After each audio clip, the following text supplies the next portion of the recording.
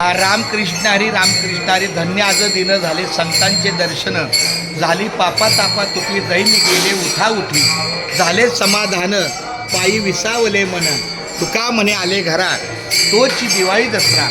मागच्या कधी कुठल्या व्यक्तीचं आपल्याला अवगुण नाही सांगायचं, पण ज्याचे गुण आहेत त्याचाही उल्लेख करणं गरजेचं आहे. कोणाच्या नावाची निंदा करायची नसते, पण जर कोणी एखाद्या सद्भावनेनं, चांगल्या प्रवृत्तीनं, चांगल्या विचाराने, चांगल्या कृतीने जर कार्य दिसत असेल तर त्याची ग्राहकता, त्याची प्रशंसा करणं हे अपरिहार्य आहे. माझ्यासोबत हे आमचे विशाल माऊली भोसले आहेत. आपल्या या पुणे महानगरपालिका शाळा क्रमांक 26 महाराणा प्रताप मुलींची शाळा आहे. त्या शाळेचा आपला 2 दिवसाचा मुक्काम असतो. मागील काही वर्षाचा जो काय अनुभव आहे त्याला एकच वाक्य, मागे झाले पाहू नका पुढे जामीन आहे तुका. पण आता मात्र मागच्या 2-3 वर्षापासून आमच्या या विशाल दादाची केवळ हे कर्मचारी आहेत म्हणून नाही, तर त्यांची पत्नी, मला तर 2 वर्षांनी कळलं त्यांची पत्नी इथे राहायला आहे. नाही तर मी समजतो की ती आपल्या पुण्यातल्या रहिवासी आहेत आणि आपल्या दिंडीच्या कार्यात, म्हणजे इथं कर्मचारी सपत्नीक राहत असूनसुद्धा वारकऱ्यांच्या सेवेला इतकी मनोभावी सेवा करतात. हे आमचे विनोद माऊलीसुद्धा यांनी बघा या ठिकाणी व्हिडिओमध्ये, माऊली तुमचं नाव काय पुन्हा?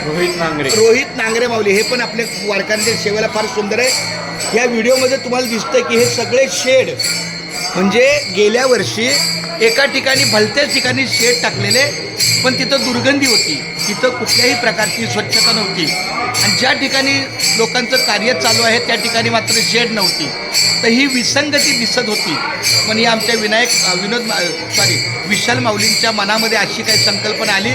त्याने पुढाकार घेऊन जातीने प्रकर्षाने लक्ष घालून त्यांनी महामंडळाशी संपर्क साधून वरिष्ठ अधिकाऱ्यांशी समन्वय साधून त्यांनी, मला असं वाटतं स्पष्ट सांगितलं असेल की माऊली ज्या ठिकाणी वारकऱ्यांची सेवा जाते, वारकरी झोपतात, वारकरी बसतात, वारकरी स्वयंपाक करतात, वारकरी जेवतात, तिथंच खऱ्या अर्थानं शेड असणं गरजेचं आहे.